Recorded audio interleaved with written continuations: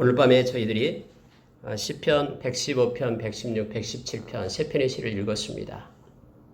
여러분, 시편은 하나님의 백성들이 하나님 앞에 나와서 하나님의 그 위엄과 또 영광과 하나님의 인자하심, 하나님의 사랑을 찬양하고 노래한 시이기도 하지만 때로는 삶의 어려움과 고통 속에 있을 때 우리를 구원하실 분은 하나님밖에 없음을 고백하며 하나님 앞에 나와 엎드려 간구하고 기도하는 시기도 합니다. 뿐만 아니라 시편은 정말로 하나님 왜 그렇습니까? 왜 악인은 저렇게 형통한데 하나님의 백성들은 왜 이렇게 힘들고 어렵습니까? 하면서 하나님 앞에 토설하는 그러한 기도도 이 시편에는 가득 차 있습니다. 오늘 우리가 읽었던 모든 시들은 다 무명의 시입니다. 이름 없이 빛도 없이 그러나 하나님을 너무나 의지하고 사랑한 사람들이 하나님 앞에 나와서 엎드려 기도하며 또 간구했던, 그리고 하나님의 이름을 높이며 찬양했던 그 시입니다. 오늘 이 세상에서도 동일하게 이름 없이 빛도 없이 하나님의 영광을 높이며 하나님을 사랑하는 이들이 있습니다. 사람이 물어가든 사람이 인정해주든 인정해주지 않든 하나님 앞에 독대하면서 하나님께 영광을 돌리고 하나님 앞에 기도하는 무수한 하나님의 사람들이 이 땅에도 있습니다. 여러분, 그래서 시편을 읽을 때마다 늘 이 시인의 마음을 우리가 갖고 또 동일한 마음으로 하나님께 우리가 영광을 돌리고 이 시인들처럼 우리가 하나님 앞에 엎드려 기도하고 찬양하는 자가 되기를 원하는 그러한 소원이 마음 가운데 일어납니다. 여러분과 저는 평생 하나님을 찬양하는 자가 되기를 원합니다. 환경과는 상관없이 내가 때로는 아플 때에도, 때로는 물질적인 공고함 때문에 있을 때라도, 관계적인 어려움, 자녀의 관계 때문에 힘들어할 때라도 어느 순간이든 우리는 절대로 하나님의 이름을 부르는 것을 멈춰서는 안 됩니다. 하나님 앞에 엎드려 기도하며 그분의 위로를 받고 또 그분께 모든 것을 맡기고 주님이신 평강으로 새 힘으로 우리가 마지막까지 주님 만날 때까지 믿음으로 달려가야 될 하나님의 백성들이 저와 여러분입니다.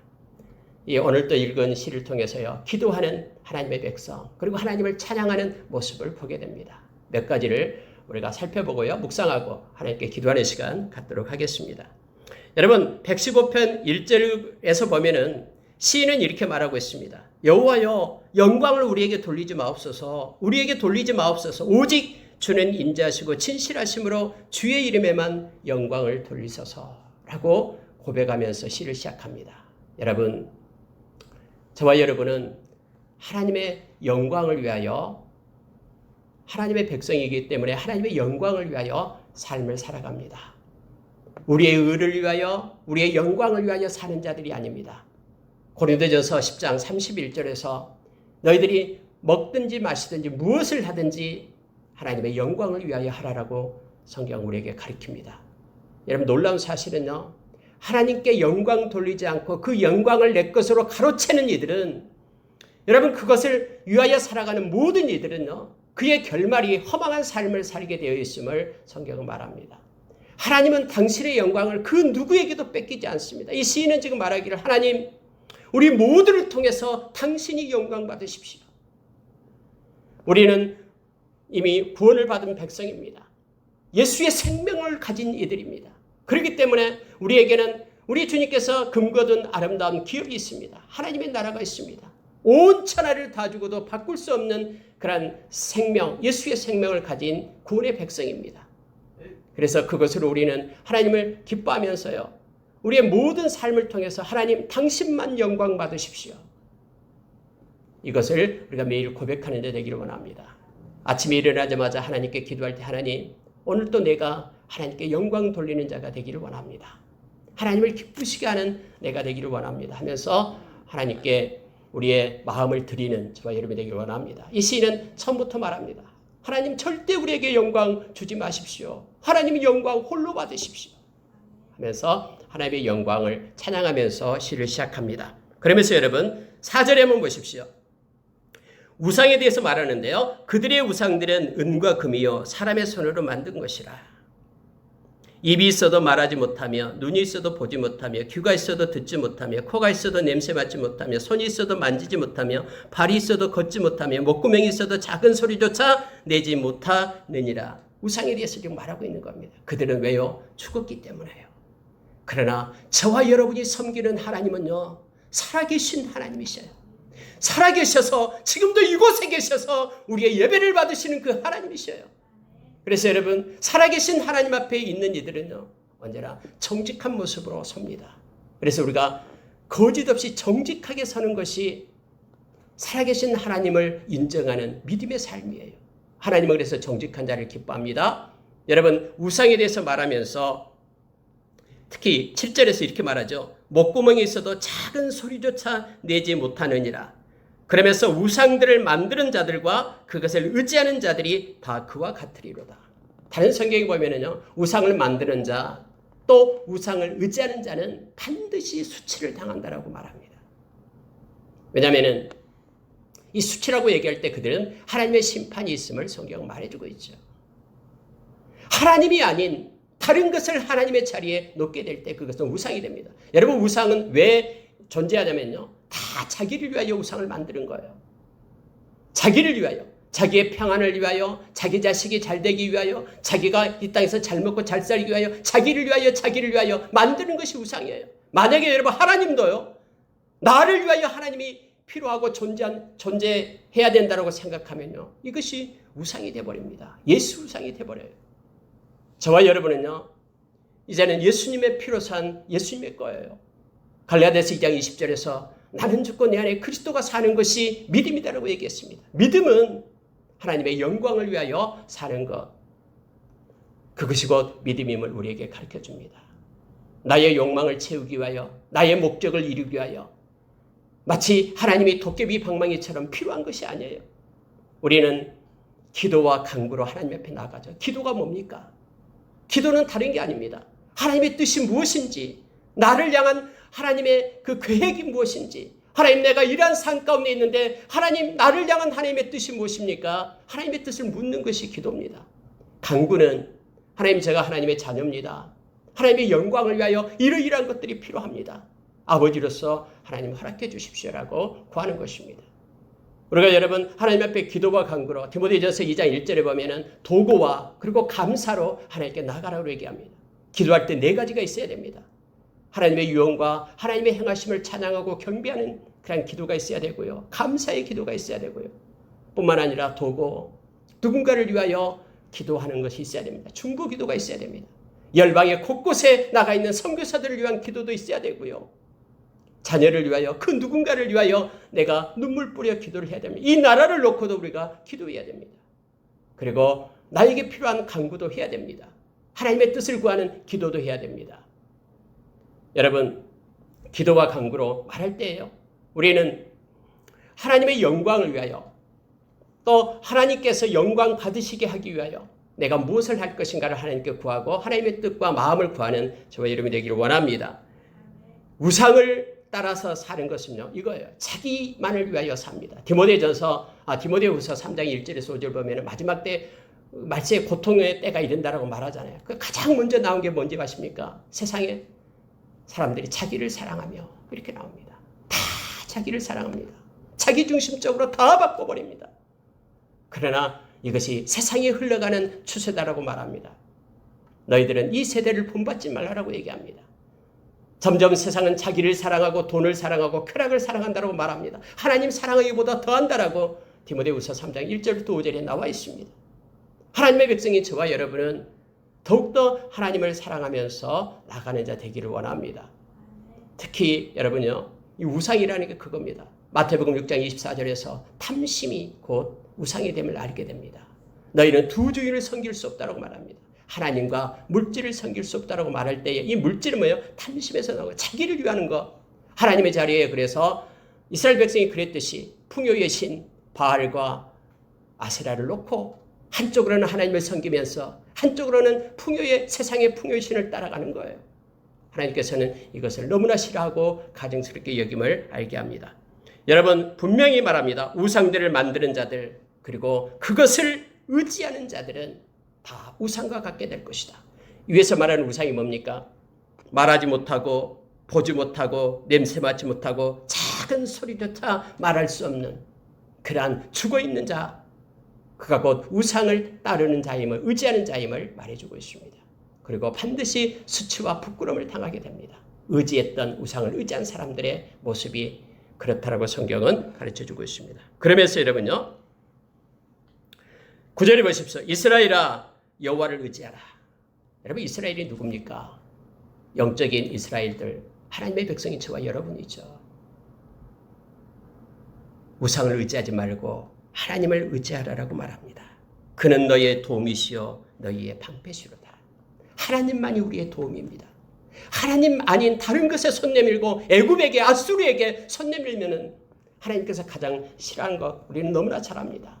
하나님만이 우리에게 도움을 줄 수 있고요. 왜냐하면 하나님만이 살아계시기 때문에 우리 인생의 길이를 정하신 분이 그분이시고 우리 인생 가운데 크고 작은 것을 놓으신 분이 그분이에요. 그래서 너희는 하나님만을 의지할 것을 말합니다. 빈들이 있다고 해도 하나님만을 의지하라라고 아가서 7장에서 우리에게 가르쳐주고 있죠.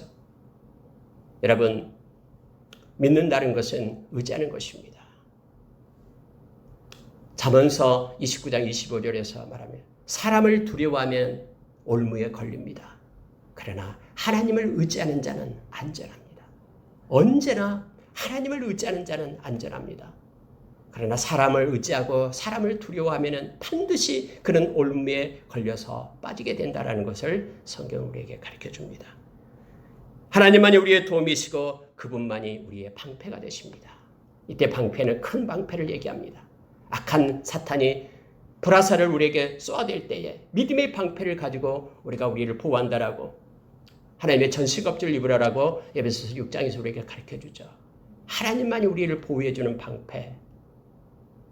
요한일서 5장 18절에서 하나님, 우리 주님께서 거룩한 자가 악한 것이 우리를 만지지도 못하게끔 우리를 지켜주신다고 약속했습니다. 예수 안에 있을 때만 우리는 방패 되신 주님 때문에 안전할 수 있습니다. 세상에 어느 곳도 안전지대가 없습니다. 예수 안에 있을 때만 우리가 안전함을 알게 합니다. 여러분, 우리는 어떤 순간이든 하나님을 의지해야 된다고 말합니다. 여러분 계속해서 그 내용이 나와요. 자, 10절에 보십시오. 아론의 집이여 여호와를 의지하라. 그는 너희의 도움이시여 너희의 방패시로다. 여호와를 경외하는 자들아 여호와를 의지하라. 그는 너희의 도움이시여 너희의 방패시로다. 여러분 보세요. 이스라엘아 라고 말하죠. 그 다음에는 아론의 집이여 라고 말하죠. 그 다음에 여호와를 경외하는 자들아 라고 말합니다. 이스라엘은 큰 범위를 얘기합니다. 아론의 집은 제사장을 얘기하죠. 저와 여러분은 제사장입니다. 베드로전서 2장 7절, 2장 9절의 말씀처럼 왕같은 제사장.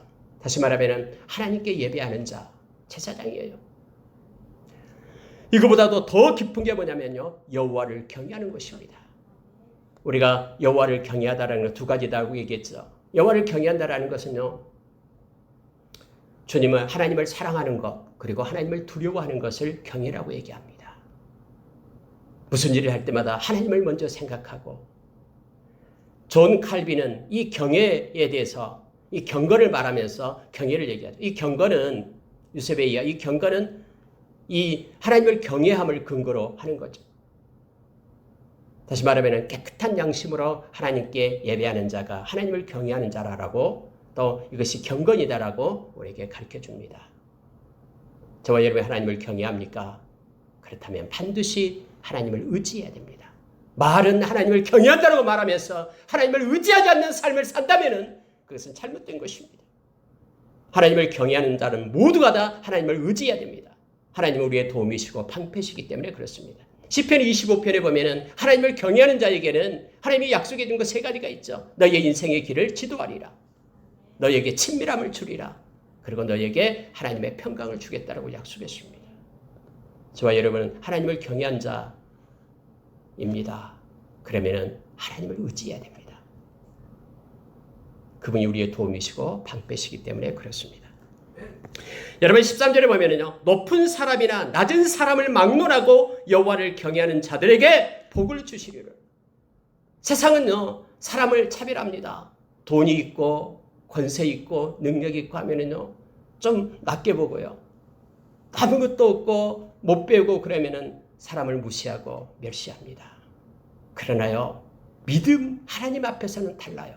하나님 앞에서는요, 그 사람이 높은 사람이든 낮은 사람이든 막론하고 어떤 사람이든 여호와를 경외한 자들은 하나님께서 복을 주겠다고 약속합니다.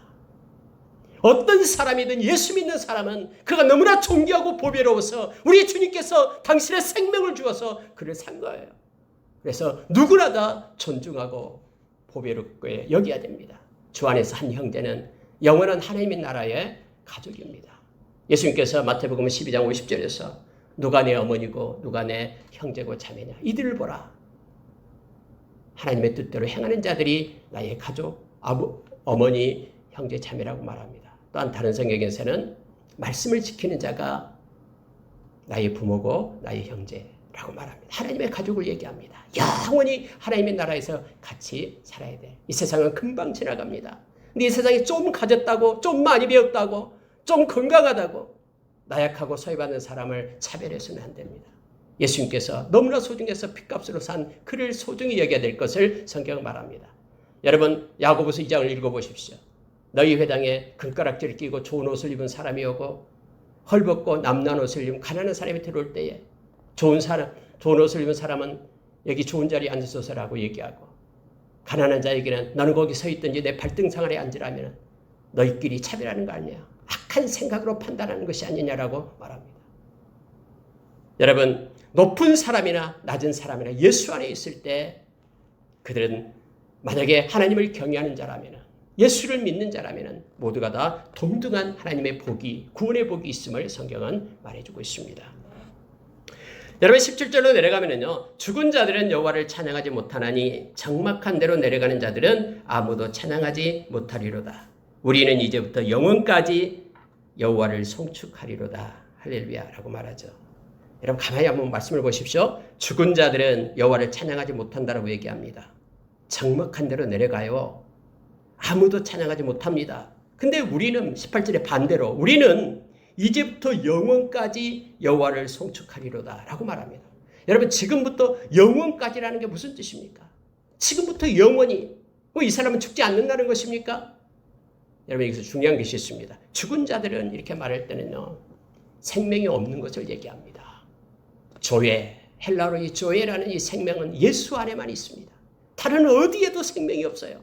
그래서 예수를 우리가 마음에 영접하고 우리의 마음속에 예수를 있는 사람은 예수의 생명 때문에 우리가 생명을 얻는 거예요. 이것이 영원한 생명이죠. 우리는 그래서 죽은 자들이 아닙니다. 그럼 살아있는 자, 예수님 때문에 살아있는 자, 영원한 생명을 가진 저와 여러분요. 이제부터 영원까지 해야 될 일은 우리 주님을 찬양하는 것입니다. 구원의 감격과 하나님을 높이고 찬양하는 십자가의 그 은혜에 찬양하며 하나님께 나아가는 것입니다. 이사야서 43장 21절에서 하나님께서 당신의 백성을 부르신 이유가 하나님의 찬송이 되기 위함이라고 말합니다. 에베소서 1장 6절, 에베소서 1장 12절, 에베소서 1장 14절에서 저와 여러분이 하나님의 그 영광을 찬양하도록 불렀다라고 우리에게 말해주고 있습니다. 평생 저와 여러분이 주님 때문에 찬양이 마르지 않는 복이 우리 가운데 임하기를 원합니다. 마음 가운데 노래가 있는 어떤 순간에도 하나님을 경배하고 찬양하는 저와 여러분이 되기를 원합니다. 여러분 115편은 이거예요. 하나님을 경외하는 자, 그는 하나님을 찬양하고 하나님께 복을 얻게 됩니다. 하나님을 경외하는 자는 반드시 하나님을 의지하고요. 그 의지하는 그에게는 하나님께서 도움을 주고 방패가 되어 주신다라고 말씀해 주고 있습니다. 그래서 우리는 하나님께 영광을 돌리자라고 시인은 말하고 있는 내용입니다. 여러분 116편에 가면은요. 이제는 기도에 대한 것이 나옵니다.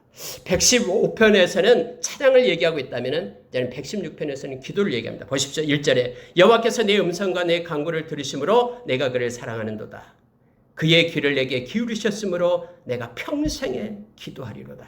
사망의 줄이 나를 두르고 수월의 고통이 내게 이름으로 내가 환난과 슬픔을 만났을 때에 내가 여호와의 이름으로 기도하기를 여호와여 주께 구하오니 내 영혼을 건지소서 하였도다.